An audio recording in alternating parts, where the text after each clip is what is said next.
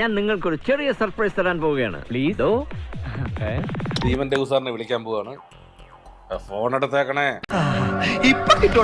ഞാൻ പുതിയ കഥ പറയാൻ വേണ്ടി വിളിച്ചാണ്. കഴിഞ്ഞ ദിവസം കോഴിക്കോട് വന്നിട്ടുണ്ടായിരുന്നു, കാണാൻ പറ്റിയില്ല.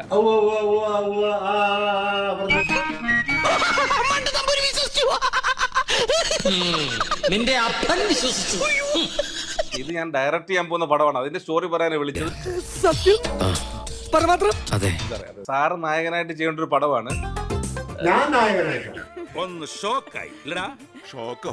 ഞാനങ്ങോട്ട് ഇല്ലാണ്ടായി പോനെ. അപ്പൊ കുറച്ച് ഇൻട്രസ്റ്റ് ആയിട്ട് കേൾക്കാം. അല്ല, തീർച്ചയായിട്ടും ഇതിന്റെ പേര് പോത്ത് ജീവിതം എന്നാണ് സാറേ. എന്റെ ദൈവമേ,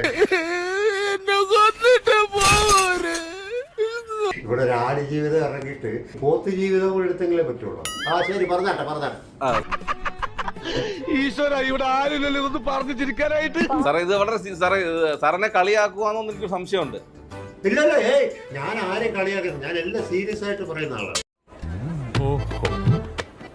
പക്ഷെ ഞാൻ വളരെ സീരിയസ് ആയിട്ടാണ് സാറിനെ കളിയാക്കുന്നത്. ഇച്ചിരി ബഹുമാനം കൂടിയിട്ടുണ്ടല്ലേടാ? എനിക്ക് അവന്മാര് സാറിന് താങ്ങിയത് പോലെ തോന്നി. അല്ല, ബഹുമാനം കൂടിയിട്ടുണ്ട്. എങ്കിൽ കൂടി. പാലക്കാടാണ് കഥ നടക്കുന്നത്.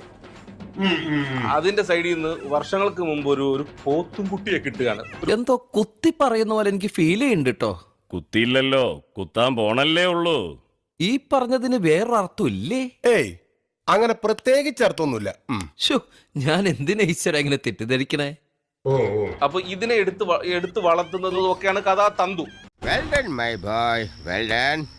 കക്കാൻ മാത്രമല്ല നിക്കാനും പഠിച്ചവനാ നീ.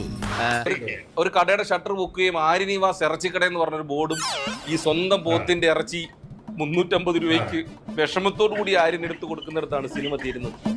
ഇത്രയും വലിയ ഗതികെട്ടവൻ ഈ ലോകത്ത് വേറെ ആരെങ്കിലും ഉണ്ടാവും എന്റെ കർത്താവേ. ഞാൻ പോകുന്നു. Bye bye.